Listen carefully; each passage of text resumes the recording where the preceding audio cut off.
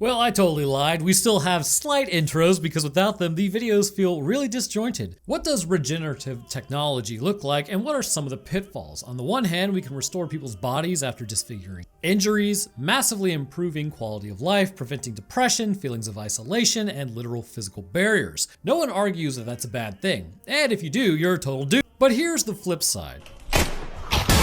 Can we really control the aftermath? Could new problems pop up in ways that we never saw coming? That does appear to be a humanity classic after all. In the movie Rabid, a woman has to deal with exactly just that. After having a large chunk of her face ripped off and allegedly getting it repaired with no strings attached, don't worry who's paying for the surgery, you're being ridiculous, she then starts blacking out. And meanwhile, a mysterious illness begins spreading through the city. So what's up with her own growths and this outbreak? Let's talk about the apparent virology and the shortcomings of bioengineering cells in today's episode. We kick off things with this film being from Canada, a rare first, I think. Or was it Bone Cold that was in Canada? Actually, I had that one guy who made that movie comment about the shirt being worn, which I noticed on the Bone Cold Monster. The fact that this channel has reached the size where writers actually see my videos is mind-blowing. I don't think the sisters who created this movie, though, are going to be thrilled with my jokes. Anyways, we meet a vaguely Resident Evil-style woman at the House of Gunter.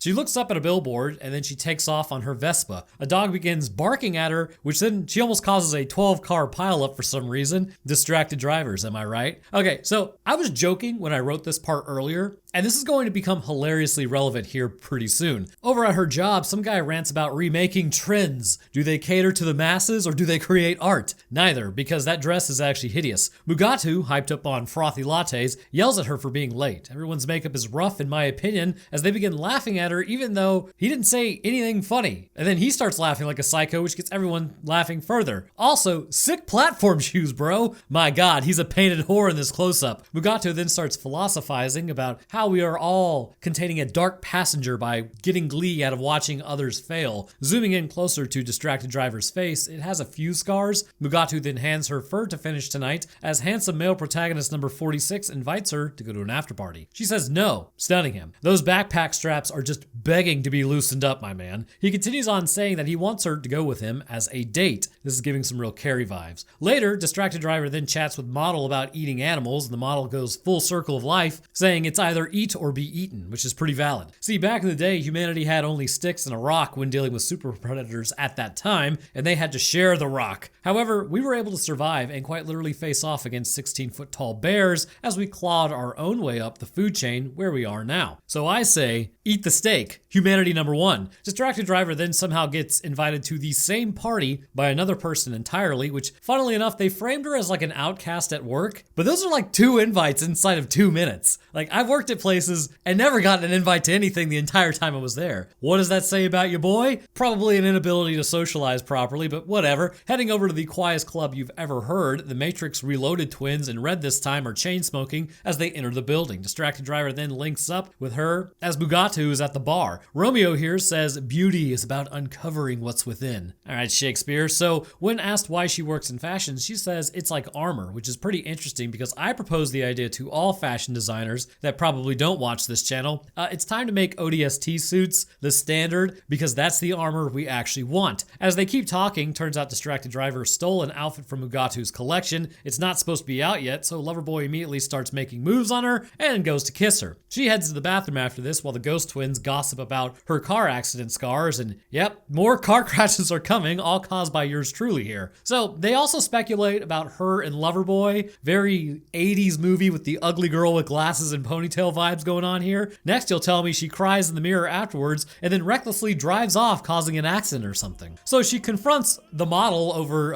something incredibly dumb, as then she heads outside to hop on her scooter. Oh God, she's back on the scooter, everyone watch out. Taking off and looking absolutely in no directions, she predictably and immediately gets hit by a car. Gal, you are in a city. You have to look around you. What in the name of all this holy is happening at the beginning here? So in the hospital, luckily her face ended up breaking her fall. A sketchy doctor, pretty sure they found him at a gas station, asks her questions about how she's feeling before he then tells her not to answer at all because they basically wired her jaw shut right after asking her something. Anyway, so as he shines a light in her eyes, I'm downgrading his title again. They definitely picked him up from behind the gas station because after mentioning that her jaw is wired shut, we have to ask, why did you ask her a question in the first place? Also, the bike ripped out a giant chunk of her small intestine.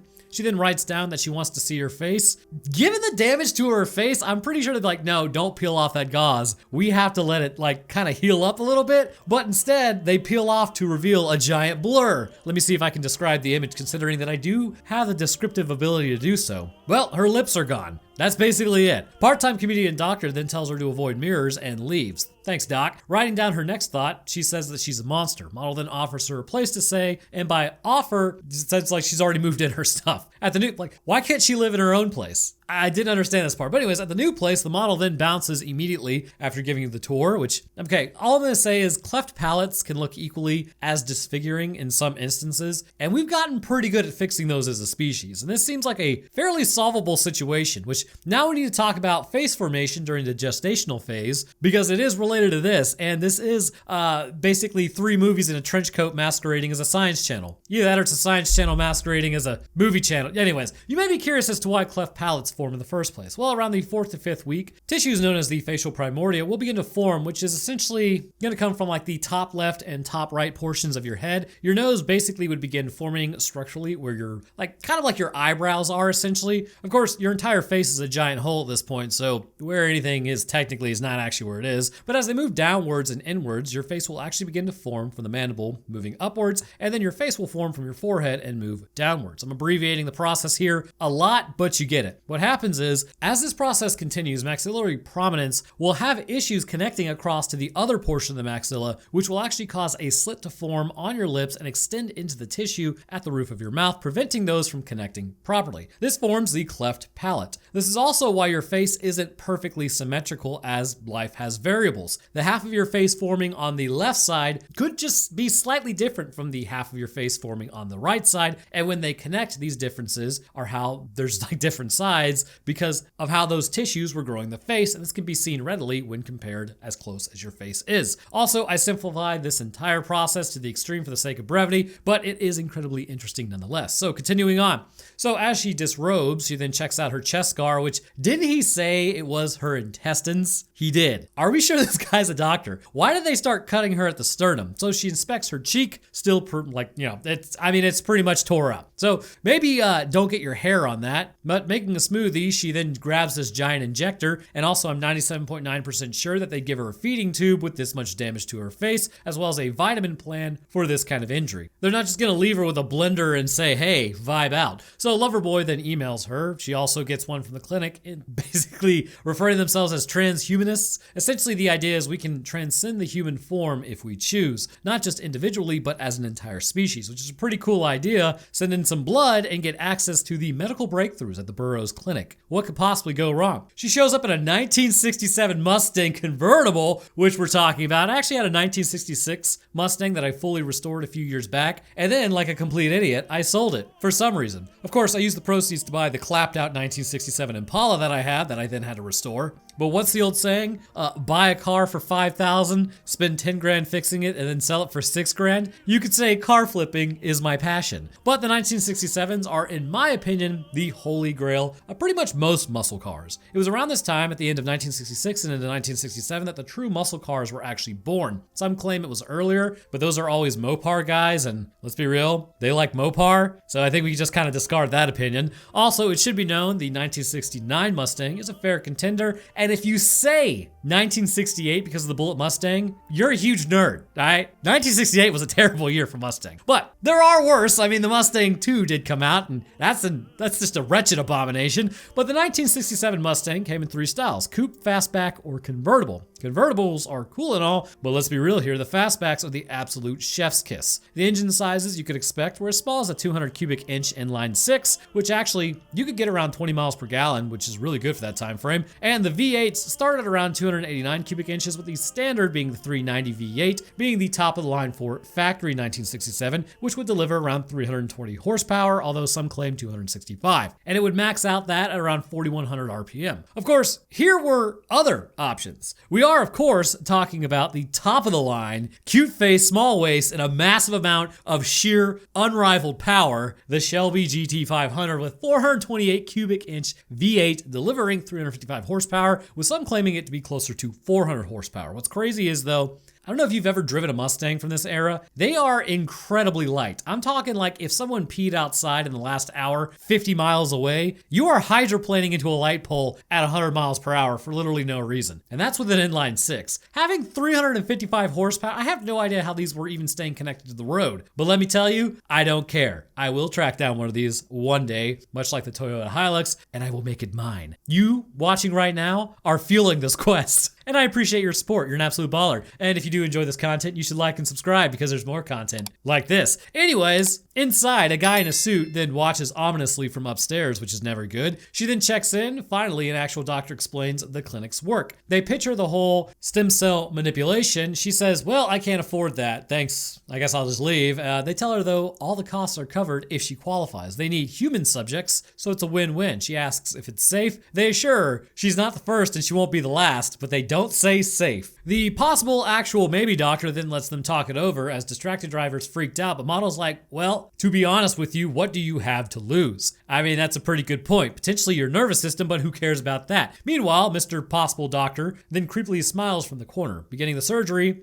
doctors in full red velvet scrubs. Not a great sign. Also, glove rule 101, over the sleeves, not tucked inside, my guy. So injecting her with something mysterious, they then slap a shiny gelatin slab on her face, which immediately begins spreading blood vessels. All that prompting for what is basically a sticky band-aid. So prior to moving on, I always like to discuss stem cells because there's this misnomer about them that set us back decades in research. Not too long ago, in the early 2000s actually, stem cell research was a hot topic because it was being banned as naturally politicians got involved and they tend to ruin everything. It is basically their MO to stand in the way of progress and make decisions on things that they really do not understand. Look no further than Ted Stevens, who claimed his secretary sent him the internet on a Monday and he only got it last Friday because the internet is a series of tubes that was getting backed up. He was of course opposing this because of net neutrality because he was being paid to oppose it. Or the congressman who claimed essentially he says it was a joke, but he was worried about stationing troops on Guam because the island could capsize. Brother, we know you weren't joking. The point is, progress gets derailed a lot by people being paid by somebody else to do so. With stem cell research, it was no different. The idea came up that we were essentially blending up younglings and using their stem cells because they have a lot of them. However, adults also have stem cells as well. Bring back the research, bro. Stem cells are essentially undifferentiated cells that can take on the form of other cells should they be placed next to them. This is the whole purpose of these cells. Every somatic cell in your body contains the same genetic information, more or less. There are mutations that arise brought on by the environment, but you get the idea. Sex cells will have different combinations of genetic coding through crossover events, but by using these stem cells near other cells, certain genes can be expressed while others may be rendered inactive. This allows for the cell to take on a similar job as the cells that are around it. For those with scars, this could help the body heal the tissue, giving it a more uniform look. For issues like muscular dystrophy, for instance, it could help repair muscle tissue by adding new muscle cells, allowing for the person to live longer and maintain a more mobile life. For paralysis victims, there is a chance that it could help restore function by stem cells becoming neurons. The possibilities are endless, but luckily old farts who need to...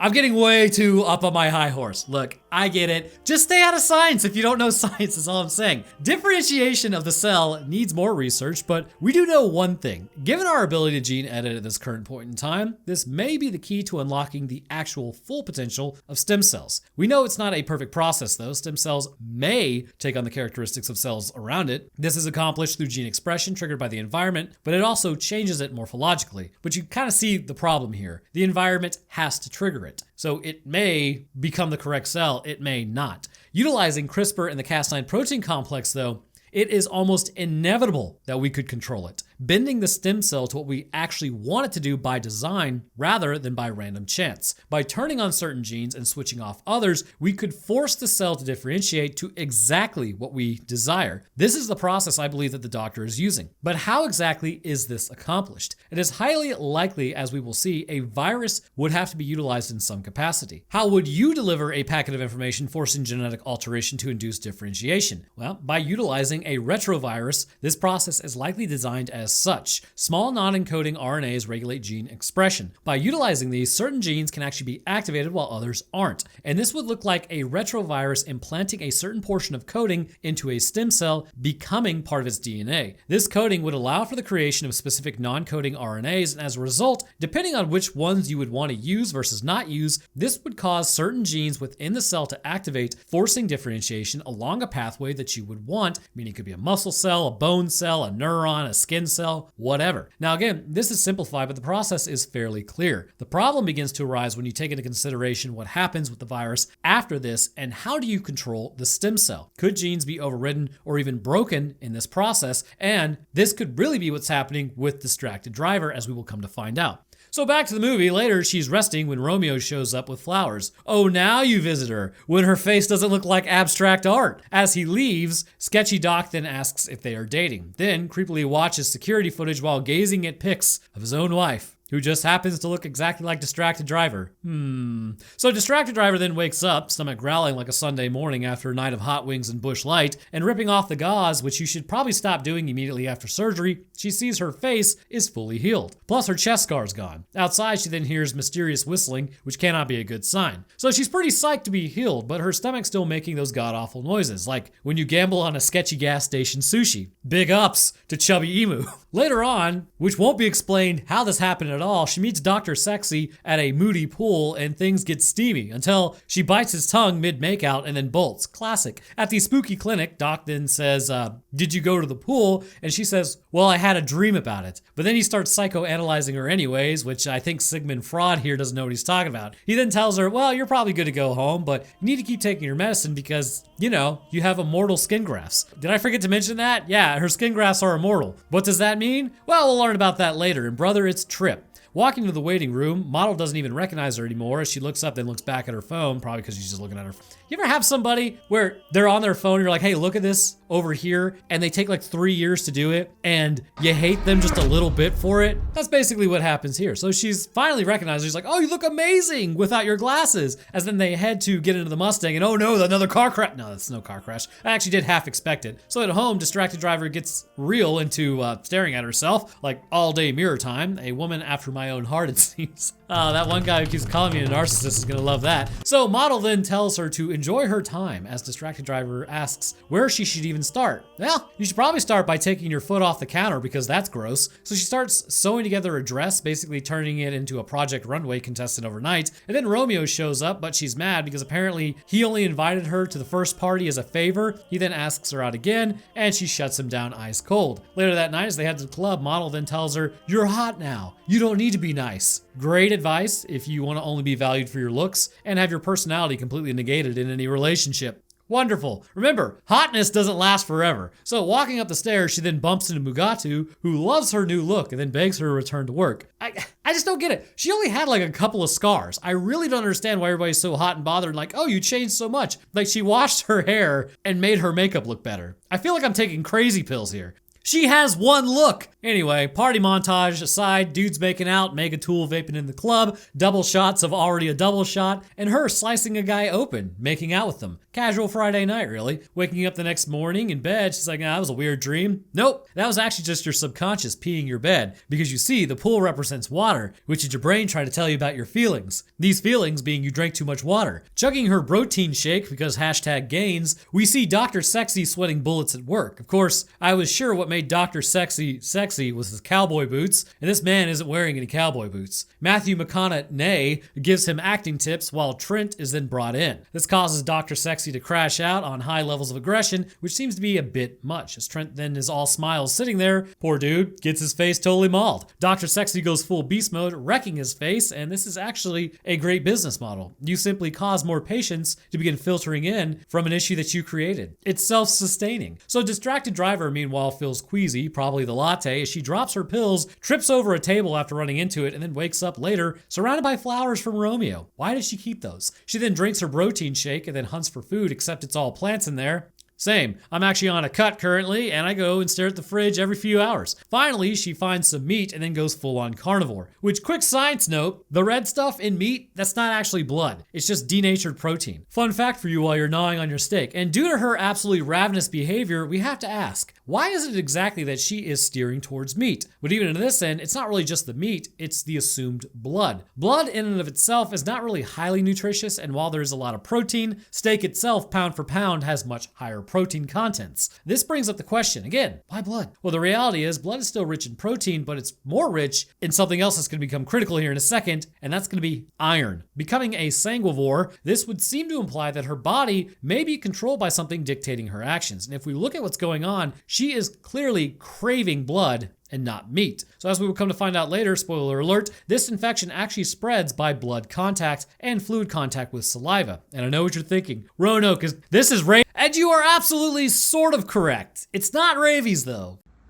Huh? Something else is happening based on what we will see. But essentially this disease, which we are about to kind of jump into here in a minute, spread through blood contact, but also saliva. As a result, given that it exists within the blood, I see it as kind of wanting to reside potentially within the blood or needing the blood. And then that means it's needing something, again, from the blood itself, probably iron. And due to this, it could be that given distracted driver is patient 0, she's being driven by the unconscious to push to consume blood to satiate her infection. But then we really need to actually clarify what her infection is, don't we? Which we will, because while this movie was fun, it is all over the place. There is like 18 different variables that all seem disconnected. We'll get there. So realizing she broke her vegan streak, she then checks the pill bottle. It says may cause vivid hallucinations, which I'm pretty sure those are just the candy hot tamales. She then calls the doctor, who doesn't answer. Meanwhile, out on the street, potential future man-witch gets tossed out of a bar and threatens people with his leather vest on. Bro, you were tossed out because of your sleeveless vest. Let's be real here. Walking up to another gal, he then keeps harassing her about something because she ignored him, as it's just one long tracking shot. Like the whole thing, he keeps yelling at her for like a solid 30 seconds, like as he's walking the whole time across the road. Absolutely bizarre. I know people do this in real life, and if you do this in real life,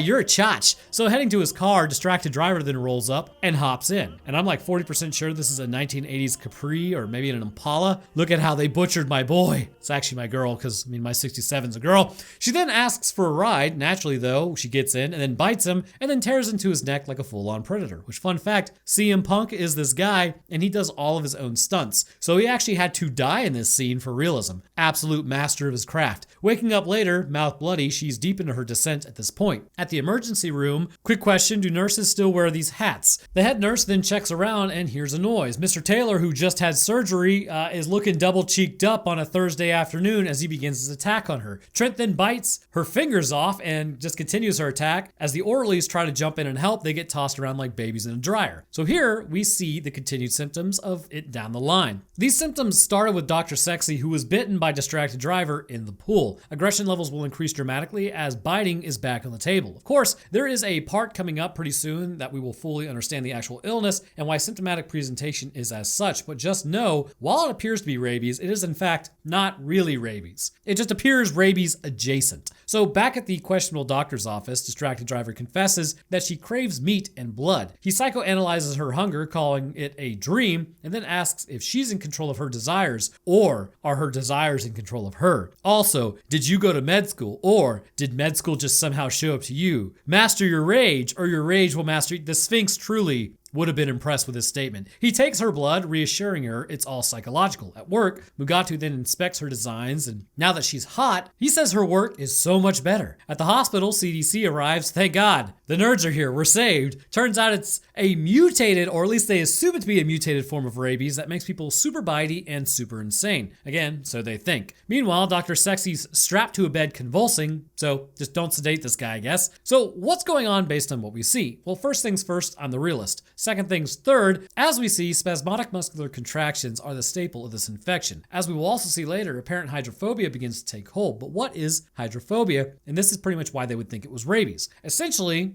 be an adult about this. Swallowing is a fairly difficult process. It involves the medulla oblongata coordinating everything. It helps the smooth muscle of the esophagus properly contract through the direction of the brainstem as a pattern is developed which allows you to move food towards the stomach. Hydrophobia is a perfect example of when this process is disrupted. In those with rabies, they will actually begin to have difficulty swallowing as the body has the central nervous system being influenced by the presence of rabies, which in turn causes the panic and the misfiring of neurons when swallowing because you are dealing with possibly fluid entering the lungs. And so the body, again, panics and you cough it up because you can no longer properly move the water rapidly to the stomach from the mouth because the coordination has been disrupted. This virus, again, is not technically and canonically rabies, but instead it's also disrupting the same process, allowing for the issues of swallowing to present themselves. But the question from here is how? When we see the actual cause of this, I believe I have pieced together how it may be happening, and let me tell you something, this movie made this no easier to figure out. Like at the end, when there's the big reveal, I'm like, okay, so what is happening? So at work, Romeo then checks on distracted driver. She's fine, but when he touches her face, she bites her tongue and then runs off. She looks in the mirror and new teeth as well as a proboscis have begun forming. I will also explain that at the end, so if you want to know why that's there, stick around. It's a blast around here. Outside, the guy from,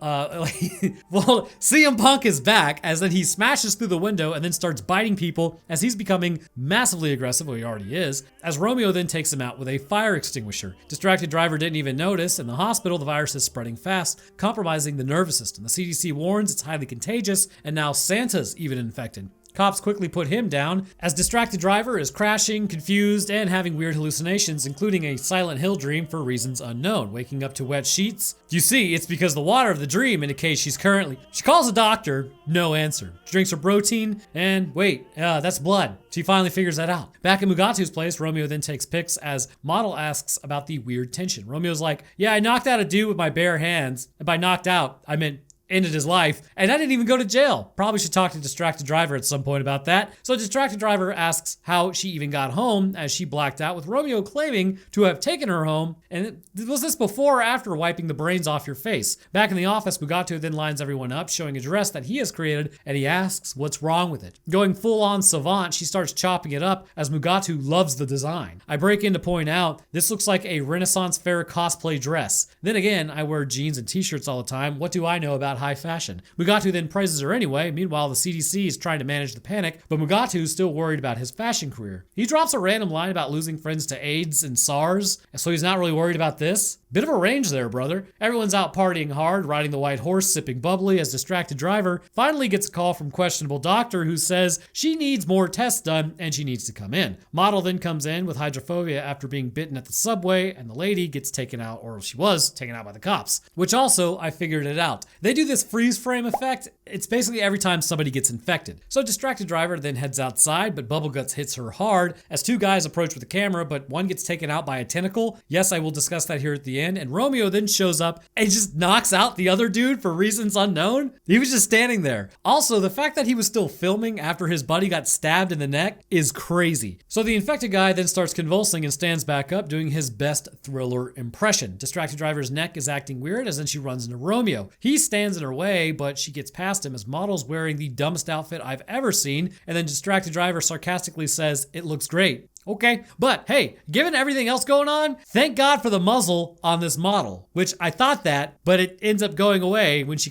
who knows? So as the fashion show starts, everyone's all high fashion, but one guy almost pukes at the end of the runway, then falls at the end of it.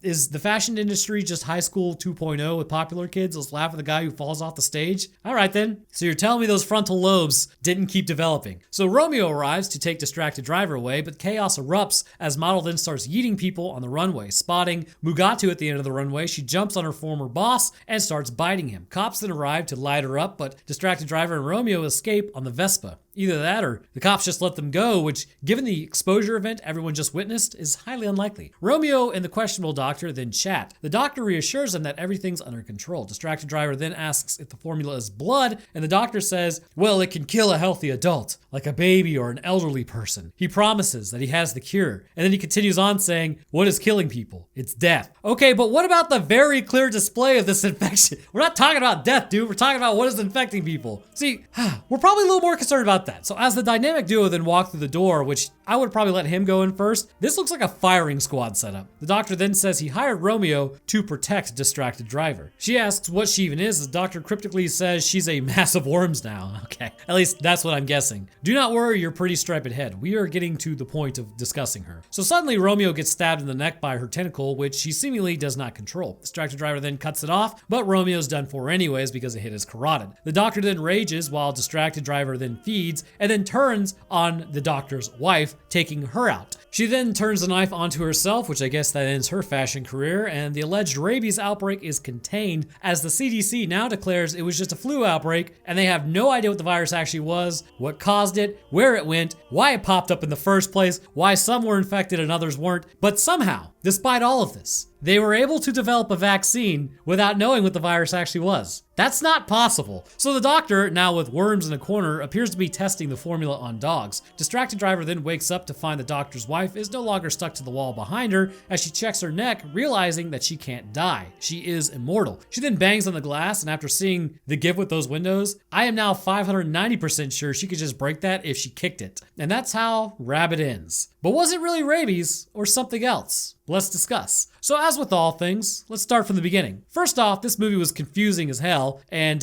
even the ending with his wife being a tentacle monster did very little to actually clear up anything or any questions I had. The ghost twins from earlier, I'm pretty sure those were the two women who remade this movie. I literally had to step away from my script, sleep on it, and think about this for several hours because I don't know about you, but how does the tentacle monster relate to his wife's cancer, which relates to skin grafts, which relates to a rage virus type of deal, which relates to people eating each other, which relates to anger. So here's what I think we were looking at. The doctor's wife met her end because of the biological punk known as cancer. Cancer isn't really like a normal form of cell anymore. For your body to work as a multicellular organism and to essentially function continuously without nutrients being stolen more so by one cell than the other, a system of checks and balances exists to keep everything running smoothly. Hormones coordinate each cell so that communication is constantly maintained between each other. Cellular markers also show what's going on internally, allowing for immune cells to issue the order to enter apoptosis if an issue should arise. However, with cancer, typically the p51 gene breaks in some capacity, which then allows for the cancer cell to continue growing, ignoring the signal to enter apoptosis. As it continues to grow, it will actually rob your body of nutrition, but there's more than it just being a parasite. And to understand that, we need to go back to a woman named Henrietta Lacks. Essentially, she came in for a biopsy to be done as she had cervical cancer. The tissue was taken, and later she would expire from the cancer, but her cancer cells still live on to this day. And this was, I believe, in the 1950s. You cannot grow standard human cells very effectively outside of the body, as the hormone signatures are not there to propagate. Henrietta's cells were able to be grown, however, because they are cancer cells and they do not adhere to standard human cell functions. Her cancer cells have actually helped our species develop a lot of vaccines and medical advancements in general, so you should know who she is. And I believe they are supposed to be retired soon, but this highlights how much more resilient cancer cells are compared to normal human cells. And this is what the crux of the issue was for Distracted Driver. It appears the doctor may have actually taken stem cells from his wife to develop a cure for her, but the issue was her own cells had a predisposition to trend towards cancer, or if they were bone marrow stem cells, they may have already been cancerous due to possible bone marrow cancer. But it's also possible that it's something else entirely that would have been appealing for its ability to self-renew. Either way, these stem cells were taken from his wife, but this would not be enough. A virus would be developed to direct the stem cells on a pathway to differentiate into a proper cell designation. Using this virus, certain genes could be implanted, harkening back to our discussion of non-encoding RNA strands. This allowed for specific genes to be switched on and others be switched off. This gene implantation would be wonderful if that was only what it was doing and it was just only the implant. With many viruses, they too want to survive. And this retrovirus contained reverse transcriptase, and it appears to have implanted possibly its own genome along with this new gene into a cancerous stem cell. The result of this unholy conglomeration would be a stem cell that could grow quickly and a virus directing the pathway of its growth. The medication Distracted Driver actually was given was likely something known as art therapy or antiretroviral therapy, utilizing reverse transcriptase inhibitors in her own body. And this would allow for the stem cells, which were already altered, to behave in a certain way to just run normally, but they would not have distracted driver cells succumb to potentially the virus attaching and implanting those genes into her cells, which is why it was so critical for her to take her medication. The consuming of blood appears to be spurred on by the stem cell growth needing high iron and protein to facilitate its growth. But why iron? Well, there is something known as cancer stem cell, which is a fairly unique subset of cancer cells within a tumor that poses characteristics similar to normal stem cells. For instance, how the cell renews, which then gives rise to a tumor. And this would have been of great interest to the doctor, as this would be a self-replicating cell that he needs for bioengineering. These cells are known to need specifically a higher amount of iron and protein than normal cancer cells and even normal human cells, necessitating the drinking of blood. At first, this arrangement was useful, but a major issue arose: the shortened intestines of distracted driver. As she drank this concoction, first, it would totally screw up your stomach because you're not supposed to drink blood, and second, she absorbed less nutrition from the blood than she would normally get, which in turn would cause her to begin experiencing the pain of growing stem cells, and grow they did. It's important to remember that these cancer stem cells, they're still cancer. They're continuing to grow, and they appear to be infected with a virus that was directed their growth. So we can extrapolate that out and go with the idea that these cancer stem cells are still producing the virus, but they are also forming structures within distracted driver's body because they are cancer and they're not really adhering to the body plan that she has. And this has actually clearly been seen because at the end of the day, they are cancer from the doctor's wife. As these growths continue to form, the nutritional requirements would get higher and higher until it appears as enough of the cancer grew that it was now essentially a second sentience in her body, knocking her unconscious and drinking blood to sustain itself. But then, what's the deal with those infected? Given that the virus is coding for a specific type of cell, or at least altering it, in this case a skin graft cell, when it invades the body of those that are not currently taking a reverse transcriptase inhibitor, their cells will actually start to be corrupted. Given that the doctor was also working with cancer stem cells, it's not too far of a leap to conclude that given the cell proliferation, genes preventing uncontrolled mitosis, again, highly likely influencing the p51 gene, as the virus infected, it would alter the cell functionally, which would actually then begin disrupting the nervous system from even functioning in the first place. But it wouldn't end there. All somatic cells would be infected, which would functionally turn them into cancer cells and rewrite their genes. The man who got hit in the neck and then breaks into the fashion show after shows the cancerous growths were seen all over because he has become a massive cancerous blob. Every cell is affected, not just a few that turn into the growths. As this process continues, eventually the nervous system is disrupted to the point that information is not properly sent across. Neurons are converted into what I can only assume is essentially skin cancer, and this shift would cause confusion at first, but eventually the hybrid cells may function somewhat, but ultimately this causes a misfiring in the brain, and this turns into aggression as well as spasmodic firing of motor neurons, which are receiving these mixed messages, I guess, from the brain. And aggression would also, again, it's going to rise because the amygdala is affected with the frontal lobe turning into literal skin cancer, controlling the amygdala less and less. In the salivary glands of the mouth, this is going to house the virus as cells there are altered and are now producing this virus. Anyone who drinks after an infected person, makes out with them, or does anything else will be exposed to this virus. And with distracted driver, the proboscis in her mouth is fully producing the virus, but she was protected by her medication. Ultimately, this infection, while appearing parasitic, is actually just cancer, which, I guess they're just parasitic cells that are producing the virus that is meant to guide a stem cell through differentiation through gene editing. But unfortunately, when entering the population, just causes them to become aggressive through misfiring of their brains and allowing them to pass along the viral infection to others. So what about the immortality? Well, given that distracted driver tried to take herself out and failed, this would mean that the cancer cells are able to function independently of the brain. Once the brain dies, the pieces that are still alive, which can last up to actually a few hours, divide and appear to reform the brain, waking her back up in a form of immortality. And if she were to immolate herself for an extended period of time, that would probably work, but one knife to the neck isn't enough to overcome the cancerous level of healing. But again, just break that window. That thing looked weak as hell. But anyhow, I want to thank you guys for watching. This was a much more difficult one than it appears on the surface. Many variables that are apparently completely unexplained even at the end. I'll drop my Twitter, Discord, Patreon, Roanoke Tales, and Roanoke Games link where I live stream in the description. But speaking of patrons, I'd like to thank mine real quick. First, huge thank you to our astronaut. Bananas are epic. Thank you, my man. Next, I'd like to thank our astrophysicist, Death's Dancer. Thank you as well, Prometheus. And I'd also like to thank our scientists, Dakota23, Invictus Echo, Metric System, Ocean Gate, was a cover-up for an anglerfish attack, Official Texan, and Stutz. And to the rest of my patrons, I do appreciate y'all's support as well. It goes a long way towards helping out, so thank you. But all right, that's going to do it for me. I hope everyone enjoyed, and I'll see y'all in the next one.